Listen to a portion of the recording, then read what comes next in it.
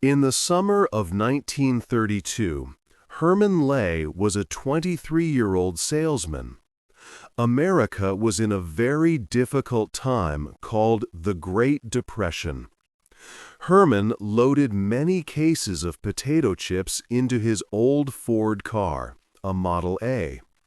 He drove this car across Tennessee, selling chips to small stores. At that time, Herman did not know that his small business would grow into a huge food company.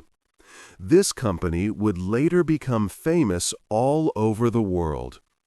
It would change how and what many people around the world eat, becoming one of the most powerful food businesses ever. The story of Lay's shows how a simple potato chip became so important. It began with one man trying to earn money during a hard time, but it grew much bigger. It is a good example of how a basic food item can become a global product. This happened through clever business decisions, new food science, and smart advertising. Lay's chips now touch the lives of billions of people every day. The company's journey also reflects how modern businesses work, how food is made, and how products become popular across the globe. This book will tell the full story of Lay's potato chips. We will start with Herman Lay's first sales from his car. Then we will see how his company became a multi-billion-dollar empire. Lay's has deeply changed what people want to eat and how they snack. Its success has also started important conversations.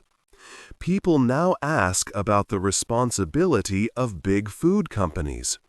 There are growing worries about public health, like too many people becoming overweight, and about problems for the environment. We will explore how Lay's became one of the most common and loved snacks in the world.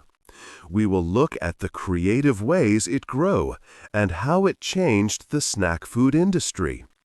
Importantly, we will also discuss both the good sides of enjoying this tasty snack and the challenging problems it has created for health and the planet.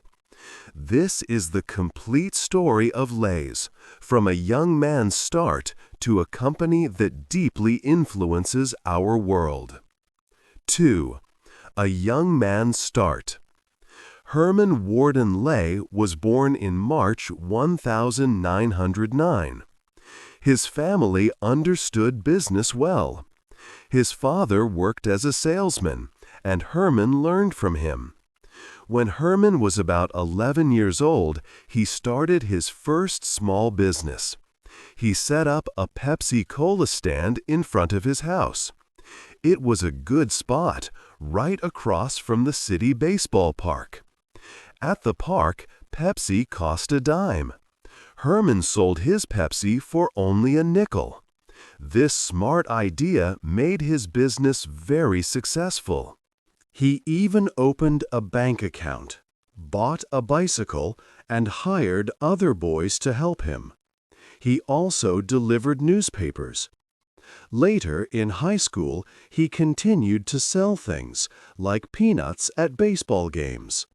These early jobs taught him much about selling and customers. Life became hard in 1929 when America faced the Great Depression. Herman was 20 years old.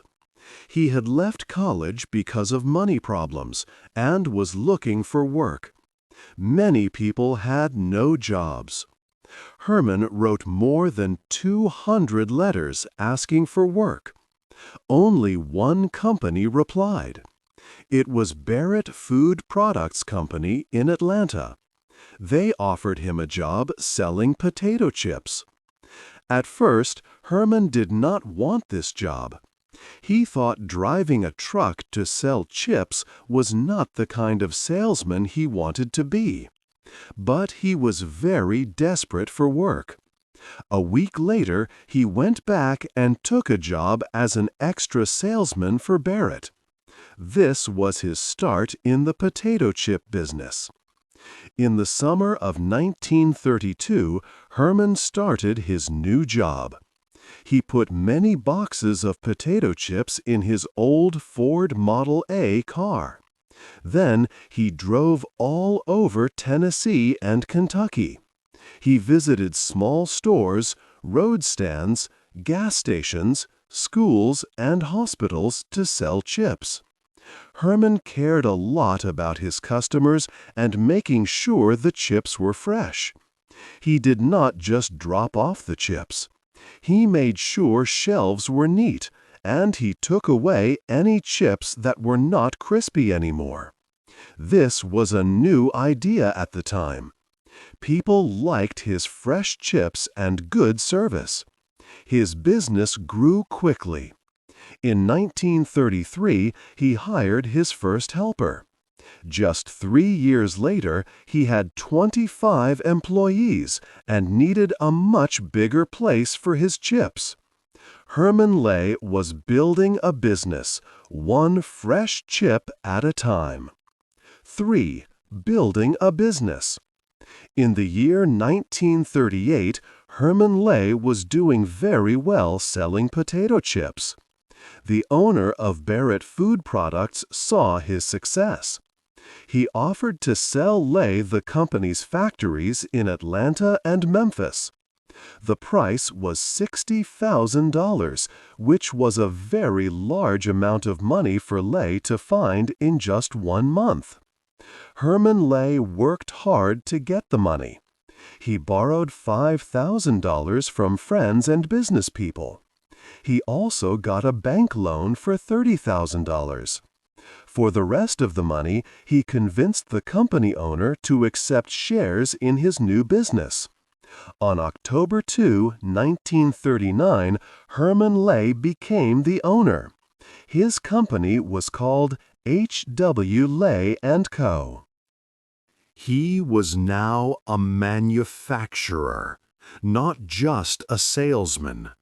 Lay always cared about his products. He continued to make sure his chips were very fresh. Even as a salesman, he would take away any old chips from store shelves and put new ones there. This focus on freshness was very important. A new type of wax paper bag also helped a lot. These bags kept the chips fresh for longer. They protected the chips from getting stale or greasy. This meant Lay could sell chips to stores that were further away, and customers would still get good, fresh chips. By 1944, Herman Lay decided to change the name of the potato chips. They were no longer Gardner's potato chips. Instead, they became Lay's potato chips. This helped people know that Lay made them. It made the brand more personal. After buying the first factories, the company grew fast. Lay opened more factories in different cities. He bought a plant in Jacksonville, Florida. Then he built new factories in Jackson, Mississippi, Louisville, Kentucky, and Greensboro, North Carolina. Each new factory was placed in a good spot to serve many stores nearby.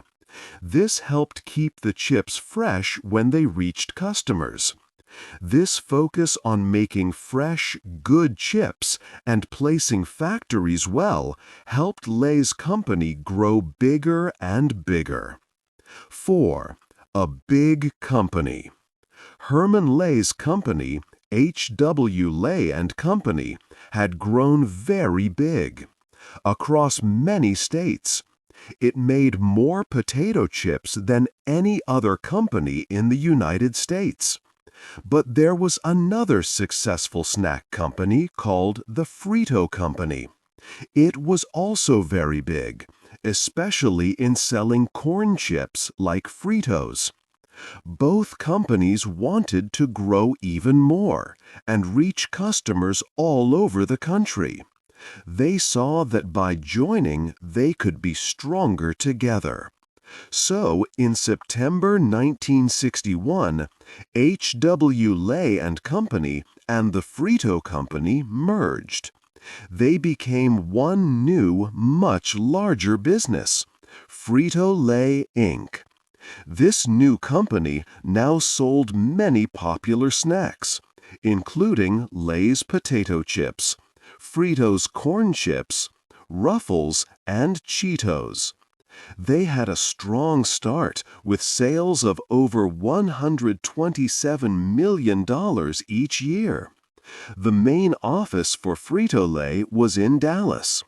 Herman Lay became the president of Frito-Lay, helping to guide the new big company.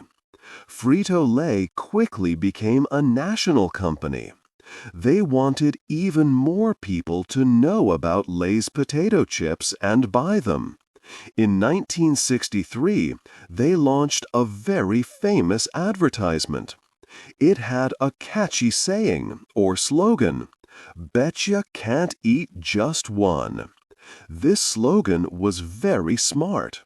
It told people that Lay's chips were so tasty and so good that it was hard to stop eating them after just one chip.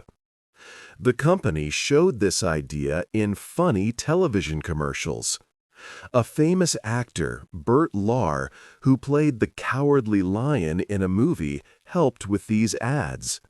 He would try to eat just one chip, but he always failed. The slogan became a popular phrase that many Americans used, even when talking about other things. Frito-Lay continued to grow bigger and bigger. Then, in 1965, something even bigger happened. Herman Lay, who was now the chairman of Frito-Lay, met Donald Kendall. Donald Kendall was the president of Pepsi-Cola Company, a very large company that made soft drinks like Pepsi. They talked about a new idea. What if snacks and drinks were sold by the same company? Donald Kendall had a clear thought. Potato chips make you thirsty. Pepsi satisfies thirst. It made perfect sense. They decided to merge their two big companies. This made a huge new company called PepsiCo Inc. Herman Lay became the chairman of PepsiCo, and Donald Kendall was the president. Now, PepsiCo could sell both popular salty snacks like Lay's chips and refreshing drinks like Pepsi all around the world. This meant more ways to reach customers and more ways for people to enjoy snacks and drinks together. 5. The perfect chip. Making the perfect potato chip is more than just cooking. It is a true science. Food experts work hard in labs to create chips that make people want to eat them again and again. They found a special mix called the bliss point. This is the exact amount of salt, sugar, and fat that makes your taste buds very happy. When Lay's chips have this perfect balance, your brain gets a strong pleasure signal. This signal makes it very difficult to stop eating after just one chip, pushing you to reach for more. The aim is to give you a great taste without making you feel full too quickly. Another clever trick is how quickly the chip disappears in your mouth. This idea is called vanishing caloric density. When you put a Lay's chip in your mouth, its light and airy structure melts away fast. It seems to vanish in seconds. Your brain gets all the wonderful flavor, but does not get the message that you have eaten a lot of food. This confusion means you don't feel full, so you naturally want to keep eating more chips, even though you are getting many calories. The sound of the crunch is also very important to why chips are so appealing. When you bite into a crispy chip, the loud, satisfying sound triggers good feelings in your brain. This sound tells your brain that the chip is fresh and high quality. Scientists have even studied the exact sound frequencies and how loud the crunch should be for the best eating experience. They make sure every Lay's chip has this special crunch. This extra sensory detail adds to the overall enjoyment and makes the snack even more desirable. Chips are also designed with many small, layered flavors instead of just one strong taste. This is called flavor layering. It helps stop your taste buds from getting bored. For example, even a simple plain chip has a careful blend of potato taste, saltiness, and the flavor of the oil. This mix ensures that each bite feels slightly different and keeps your brain interested. Because of these complex flavors, your natural feeling of being full comes much slower, making it easier to eat a whole bag. Even the way chips are packed plays a part. The bags are often not see-through. This means you cannot easily tell how many chips you have eaten or how many are left. This design encourages what experts call mindless eating. You might finish a whole bag without even thinking about it. All these scientific methods work together to create the perfectly irresistible Lay's chip. 6. Chips for the world. After Lay's became popular in America, the company looked to sell its chips in other countries. But they soon learned that what Americans liked, people in other places did not always like. Tastes were very different around the world. So Lay's had to change its plan. They decided to make new chip flavors for each country. This way, the chips would feel like a local product, not just an American one. In Asia, Lay's created many special flavors. In China, you could find chips that tasted like numb and spicy hot pot or Beijing roast duck. These flavors were made to taste like famous Chinese dishes. In Japan, people could buy wasabi or seaweed chips using ingredients common in Japanese food. For Thailand, there were tom yum chips, like the famous soup, and grilled squid flavors. India was another important country for Lay's. They made a special flavor called magic masala. This chip used many traditional Indian spices. Indian people loved it because American chip flavors were often too plain for them. Magic masala quickly became the most popular Lay's flavor in India. It even changed a little for other places, like Pakistan, showing how much Lay's cared about local tastes. In Europe, Lay's also made local flavors, but they were often more simple. In the United Kingdom, where Lay's is called Walker's, people could find prawn cocktail or roast chicken flavors. In France, there were chips that tasted like camembert cheese. Germany had currywurst chips, like a popular German street food. These flavors were special to each country. Latin America also got unique flavors. In Mexico, Lay's, called Sabritas there, sold adobadas chips with red pepper and lime, and very spicy flamin' hot chips. Brazilians could enjoy calabresa, pepperoni, or queijo, cheese-flavored chips. Lay's learned that to sell chips to the whole world, they had to think locally and make flavors that each country loved. 7. A salty problem. Lay's chips are a very popular snack around the world. But this big success has also brought some important problems for health and the environment.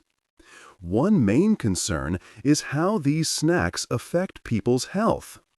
Chips are made to taste very good, so it can be hard to stop eating them. Scientists often create the perfect mix of salt, fat, and a little sugar. This special mix makes your brain want more, making you feel happy for a moment, but not really full.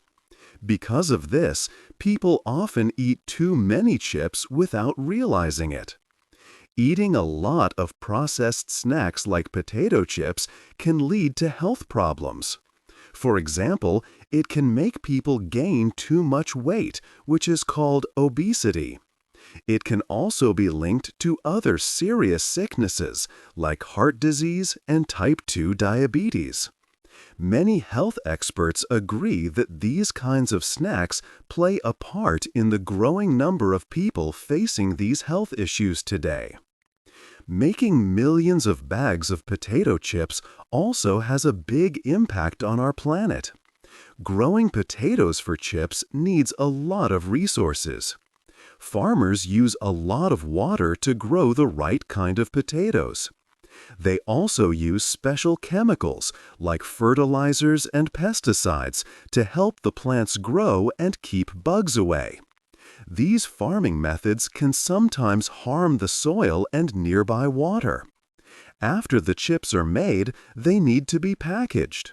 Most chip bags are made from many layers of different plastics.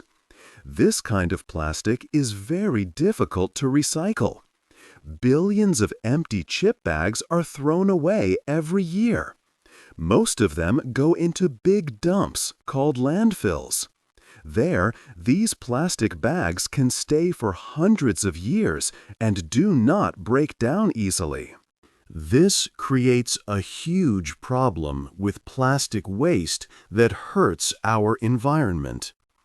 Also, transporting chips to stores all over the world, even to small shops every day, means many trucks are on the road. These trucks use a lot of fuel and add carbon to the air, which affects the climate. Another important question is how snack companies sell their products to young people. Companies often use bright colors, fun shapes, and even cartoon characters on chip bags. This makes children want the chips. But young children, especially those under 8 years old, cannot always tell the difference between a TV show and a commercial. They might not fully understand what is healthy or unhealthy for them. When children eat many chips, they might not want to eat healthy foods like fresh fruits and vegetables. This can start bad eating habits that last a long time. Some countries are trying to help. For example, Chile has made rules to stop companies from putting cartoon characters on unhealthy food packages and limits ads for these foods on children's TV shows. This is a way to protect young consumers. So, while Lay's chips are a favorite snack for many, we also need to think about these larger issues. It makes us ask important questions about corporate responsibility, our own choices, and how our food affects the world. 8. The end of the story. The story of Lay's began in 1932 with Herman Lay. He was a young man selling potato chips from his car. During hard times, he worked hard to make sure his chips were always fresh. His small business grew into H.W. Lay and Company. Later, it joined with the Frito Company to become Frito-Lay. Then Frito-Lay became part of PepsiCo, a very big company that sells many foods and drinks around the world. The famous saying, "Betcha can't eat just one," showed how popular Lay's chips were. Lay's chips bring joy to many people. They are a tasty and easy snack that can be found almost everywhere. They also help farmers and many workers. For a long time, these chips have been a simple pleasure for millions of people. But there are also harder questions. Chips, like many processed snacks, have a lot of salt and fat. Eating too many can be bad for health. They are linked to problems like being overweight and heart disease. Some say these snacks are made to make you want to eat more and more, which makes it hard to stop. It also makes people think about how companies advertise to children. Making so many chips also hurts our planet. Growing potatoes needs a lot of water and can use many chemicals. The plastic bags that chips come in are a big problem too. Billions of bags are thrown away each year, and they stay in the ground for a very long time. The trucks that deliver chips everywhere also add to pollution. The future of snacks like Lay's will likely change. Governments may make new rules about what food companies can do.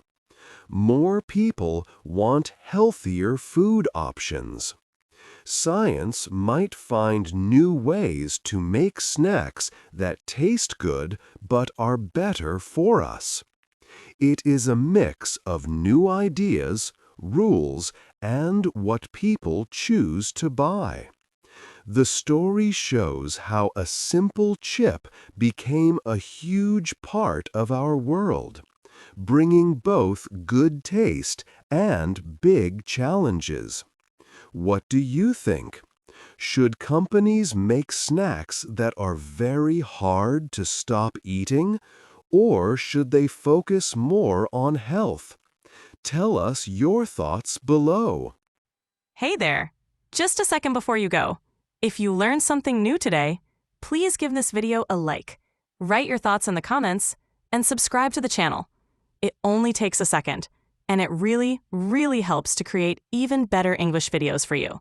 Your support means the world. Thank you.